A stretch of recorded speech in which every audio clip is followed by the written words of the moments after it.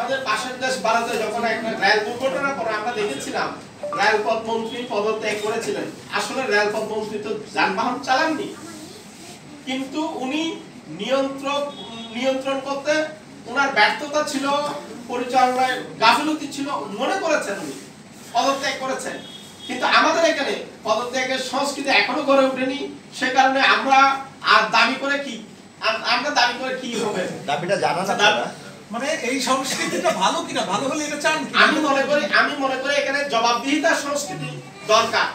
যতক্ষণ পর্যন্ত জবাবদিহিতা থাকবে না, আপনি দেখুন মালিকদের নিয়ে মন্ত্রী মিটিং করে, আমরা মাননীয় মন্ত্রীর কাছে 10 বার নানান দাবি নিয়ে এই যে আইনটি সংস্কার হচ্ছে, আইনের যে সমস্ত যাত্রী স্বার্থ চরমভাবে উপেক্ষা করা হচ্ছে, এই সমস্ত বিষয়গুলো তুলে ধরার জন্য আমরা মাননীয় মন্ত্রীর কাছে সাক্ষাৎ চেয়ে এই পর্যন্ত আমরা 10টা চিঠি দিয়েছি। মালিকদের কাঁধে হাত দিয়ে মন্ত্রী মিটিং করেন, কিন্তু আমরা তো জনগণের সাথে কাজ করি। মন্ত্রী যদি জনগণের সাথে কাজ করতেন তাহলে আমাদের সাক্ষাৎ দিতে মন্ত্রীর অসুবিধা কোথায়? কেন দেবেন না? আমরা তো আমার জন্য কাজ করছি না, আমরা তো জনগণের কথা বলছি, জনগণের সাথে কাজ করছি। প্রশ্নের উত্তর ক্লিয়ার হলো না, আপনি ক্লিয়ার করলে ভালো হয়। আমি যেটা জানতে চাইছি ভাই, আপনি সরাসরি উত্তরটা করছেন কি করছেন না? আমরা পদত্যাগের এখন আমরা পদত্যাগের বিষয়ে আমরা কথা বলতে চাই না।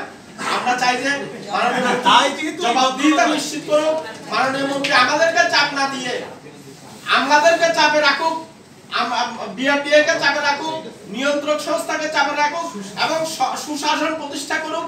এবং সুশাসন প্রতিষ্ঠা করতে না পারলে ইতিহাস কথা বলবে, ওবায়দুল কাদের মাননীয় মন্ত্রী 20 বছর দায়িত্ব পালন করে এই পরিবহন সেক্টরের জঞ্জালের কিছুই করতে পারলেন না।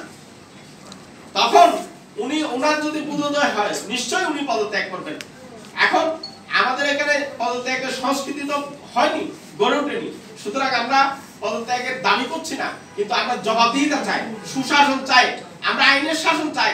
না পারলে হয়তো ব্যর্থতার দায় নিয়ে উনি পদত্যাগ নিজে করবেন, আমরা দাবি করছি না।